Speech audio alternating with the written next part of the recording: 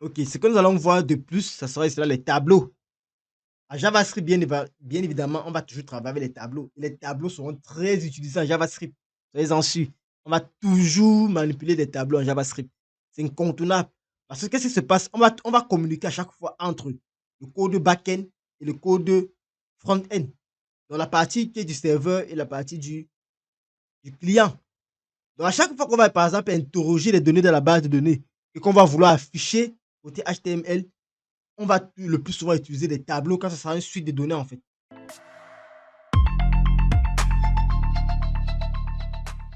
Imaginez par exemple qu'on a un objet en base de données. Lorsqu'on va vouloir récupérer cela, il faudra souvent les mettre dans des tableaux pour pouvoir les manipuler en fait, que ce soit pour trier, pour l'affichage, ainsi de suite. Donc les tableaux seront incontournables lorsque vous allez faire JavaScript. Le JavaScript est plus centré même sur les tableaux. La majorité des fonctions en fait qui nous permettent de traiter vraiment le langage JavaScript au niveau des tableaux en fait. Donc ça sera ici là une partie qu'il faudra bien évidemment bien comprendre. La première méthode consiste à utiliser l'objet array pour les tableaux en fait. La deuxième méthode va consister à utiliser on appelle ça en anglais les square brackets si vous vous rappelez. Donc, soit on va utiliser les square brackets, j'ai oublié le nom ça en français. Alors, ce qu'il faut savoir, c'est que en JavaScript, les tableaux vont pouvoir supporter un ensemble de types. Donc, tous les types possibles, on va pouvoir utiliser en JavaScript. Ce n'est pas comme en fait d'autres langages que les tableaux pouvaient contenir qu'un seul type. Si vous vous rappelez de la notion de tableau en C++, on pouvait utiliser qu'un seul type à la fois. Ici, là, la notion de tableau n'est pas la même chose. Les tableaux peuvent supporter tout type de données, en fait. Mais le problème, c'est que ce sera à vous maintenant de savoir qu'est-ce que vous voulez mettre dans le tableau, en fait. Donc, pour créer un tableau, c'est assez simple. La première solution, comme j'ai dit tantôt, c'est avec Array. Donc, pour créer un tableau, c'est très simple. Par exemple, je vais créer un tableau qui va comporter les meilleurs langages de programmation. Alors, si je vais créer le meilleur langage de programmation, je vais déclarer ma variable, par exemple, var, ça c'est la syntaxe. Var, le nom de ma variable sera quoi? Sera langage. Je vais abréger les langages. Utiliser le mot-clé new. Parce qu'il va utiliser la deuxième méthode, la première méthode qui est en utilisant l'objet array. Donc, lorsqu'il fait new array, il précise en paramètre les valeurs qui sont à l'intérieur de mon tableau. J'ai dit les meilleurs langages de programmation. En premier, je vais mettre quoi? Je vais mettre Java. En second, je vais mettre quoi? JavaScript. J'ai mis Python.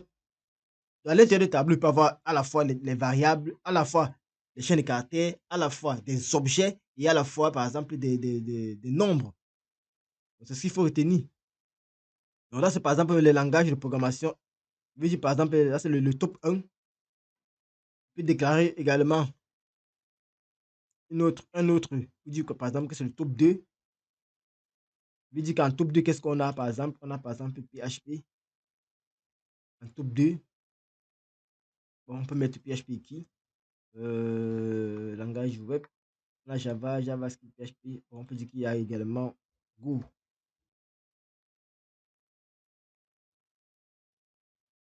Là, par exemple, c'est mon deuxième. Maintenant, en 3, qu'est-ce qu'il peut dire? Il peut déclarer également un tableau sans l'initialiser, en fait. Si vous regardez très bien, les deux premiers tableaux que j'ai créés, langage 1 et langage 2, je les ai initialisés directement. Je peux également créer un tableau vide. Pour créer un tableau vide directement, bon, là, je peux utiliser la deuxième méthode ici là pour que ce soit plus compréhensif. Donc là, par exemple, je vais utiliser la deuxième méthode pour ne pas faire deux fois. Regardez là. Donc, si je veux utiliser la deuxième méthode, c'est la même chose. J'encadre juste par mes crochets. Donc là, là c'est la deuxième méthode avec directement ici là l'opérateur. On ouvre et on ferme. Et à l'intérieur, on met les différentes valeurs possibles. C'est pareil, bien évidemment, pas les virgules. On met les accolades parce que ce sont des strings. Si ce sont des nombres, on va directement mettre les nombres en question. Si ce sont des objets, on va directement mettre les objets comme ça se doit. Est-ce que c'est clair pour vous? Ok. Alors, au niveau maintenant du troisième, je peux déclarer un tableau vide que je peux remplir par la suite.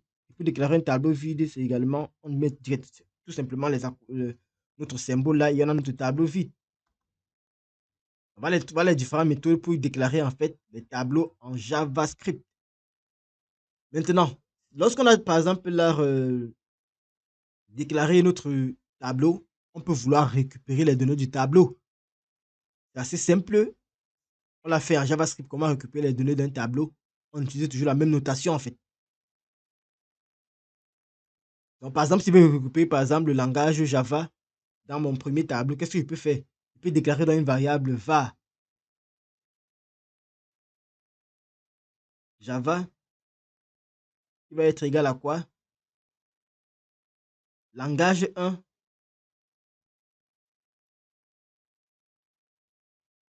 de quoi? Selon vous, on va utiliser quoi? Ce sont les indices, on utilise toujours les indices.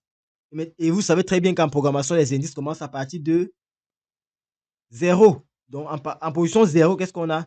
On a Java en position 1, on a JavaScript en position 2, on a Python. Donc, si je fais le langage de 0, donc, j'accède donc ici là au premier élément de mon tableau, qui est quoi? Qui est Java.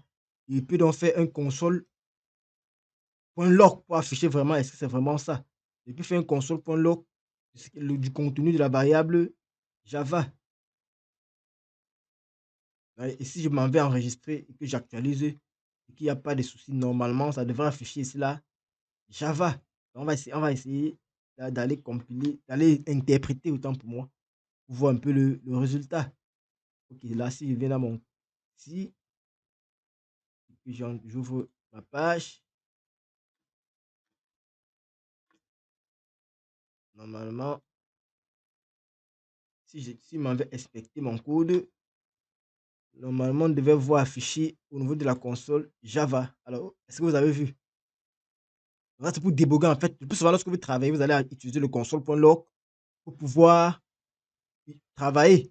Maintenant, on ne sont pas en train de travailler dans la page parce qu'il y a certains éléments que nous n'avons pas encore vus.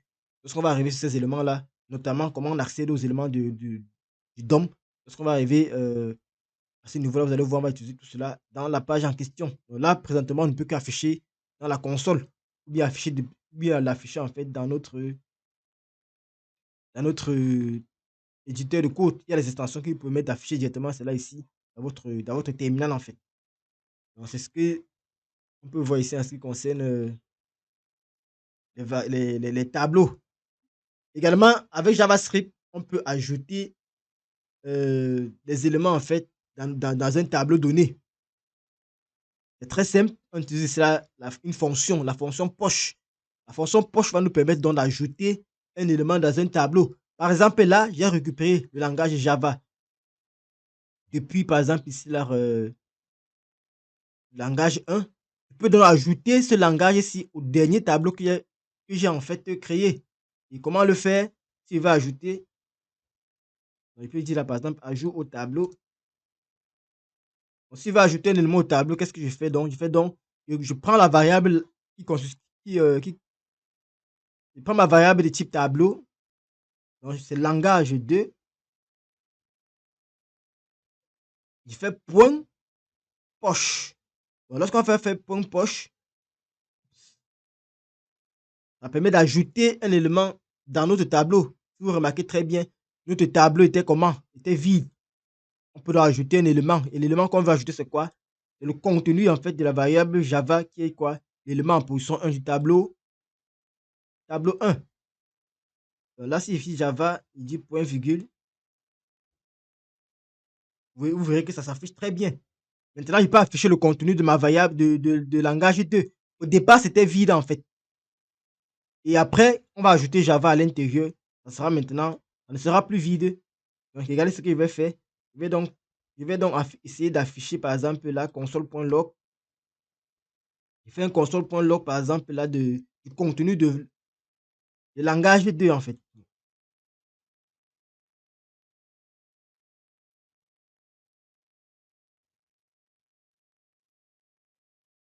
Donc, on a par exemple là, un tableau. Pour déclarer un tableau en JavaScript, il y a deux méthodes. Voilà la première méthode, voilà la deuxième méthode. Mon tableau a un contenu. C'est-à-dire quoi? Dans mon tableau, dorénavant, on aura quoi? On aura Java, JavaScript, Python. Maintenant, je peux accéder aux éléments de mon tableau. Comment on accède aux éléments d'un tableau en JavaScript? on utilise l'opérateur, cet opérateur-ci. Donc, on met le nom du tableau et on utilise l'opérateur, cet opérateur. Et ça, on se comprend. Et pour accéder aux éléments, on précise juste quoi? L'indice des différents éléments. Et on peut également utiliser les boucles, si vous vous rappelez très bien. On va arriver. Là nous sommes en train d'accéder de manière normale au tableau. On connaît les indices du tableau, donc on peut accéder à chaque indice en fait pour retrouver sa valeur. Donc à l'indice 0, ici, là, nous avons Java. À l'indice 1, nous avons JavaScript. À l'indice 3, nous avons Python. Donc, je peux récupérer tout indice que je veux en fait. Donc, lorsque je fais Java reçoit langage 1 de 0, c'est-à-dire quoi? J'accède au premier élément de mon tableau. Je peux manipuler comme je veux. Le reste, c'est de la manipulation. Lorsque je fais un console.log de Java, je veux tout simplement afficher le contenu que j'ai récupéré dans mon tableau. Et maintenant, qu'est-ce que j'ai dit? J'ai dit qu'on peut ajouter un élément à un tableau. Donc là, par exemple, j'ai un tableau vide, par exemple, ici, je vais ajouter un élément. Tout comme je pouvais ajouter ici, tout comme je pouvais également ajouter ici. Mais j'ai décidé d'ajouter à ce tableau qui est vide. Lorsque je peux ajouter, qu'est-ce qu'on fait? On utilise ici là, la fonction poche, une fonction JavaScript qui est liée au tableau. Bon, c'est une fonction qui n'est liée qu'au tableau en fait. Donc, lorsque je fais poche, il doit préciser ce que je veux ajouter. Or, j'ai déjà mis ce que je veux ajouter en fait dans une variable. Donc, je donne juste le nom de la variable. Vous pouvez tout simplement mettre cela dans une. Vous pouvez dire par exemple qu'il va ajouter par exemple CSS. Mais étant donné que je ne veux pas ajouter un string, je vais ajouter le contenu de la variable précédente. Je précise juste le type, le nom de la variable. On va tout simplement mettre la valeur qui était à l'emplacement langage des zéros, qui est bien évidemment Java. Je peux donc afficher mon tableau. Regardez ici, là, j'affiche directement le tableau pour voir si ça va fonctionner. Donc, s'il n'est pas, par exemple, actualisé là présentement, s'il m'en veut donc actualiser, qu'est-ce que j'aurai? Vous voyez que j'ai mon tableau. Il peut afficher le tableau directement en fait dans ma console. On me dit que j'ai un tableau dont en position 0, qu'est-ce que j'ai? J'ai la chaîne de caractères string et la taille de mon tableau, c'est 1. Voilà les merveilles en fait de JavaScript en fait. Donc, je peux afficher directement le tableau en question et connaître sa taille depuis en fait ma console de débogage. C'est un grand avantage parce que le plus souvent vous allez récupérer certaines valeurs en base de données, mais vous ne connaissez pas directement la taille. Vous pourrez déboguer, donc afficher un console.log pour venir voir par exemple la taille ici en fait. Ça se comprend. Et lorsque vous êtes par exemple dans votre débogueur, bien évidemment encore, vous pouvez voir toutes les méthodes qui sont liées au tableau. Regardez par exemple, il nous donne d'autres informations. En, en JavaScript, il y a ce qu'on appelle la notion de prototype. Par exemple, il nous dit que Arrow qu'on utilise, en fait, c'est un prototype, en fait. C'est un prototype qu'on utilise. C'est-à-dire quoi? Une façon de faire quelque chose. Et il nous donne toutes les méthodes liées, par exemple, au tableau, à l'objet Arrow. Puisqu'on a dit tout à l'heure que Arrow, c'était un prototype. C'était un objet autant pour moi. Dans Arrow, qu'est-ce qu'on a? On a les fonctions add, on a les fonctions concatenate, concat, on a la fonction constructeur, on a la fonction copy within, on a les fonctions entry. On a un tas de fonctions que nous allons essayer de voir tout au long de ce cours. Donc ne vous inquiétez pas, on va voir toutes ces notions-là. C'est la notion de prototype, la notion de toutes les fonctions liées au tableau. Donc, je voulais juste vous montrer ceci en parenthèse. Vous voyez voir mon tableau qui constitue un seul élément. Vous voyez, ça a mis ça exactement comme un tableau. Il ouvre la collage, il ferme, et ainsi de suite. J'espère que c'est clair pour vous. Ok. Donc, ce qu'il faut retenir, c'est que lorsqu'on va ajouter un élément dans un tableau, on peut utiliser le poche.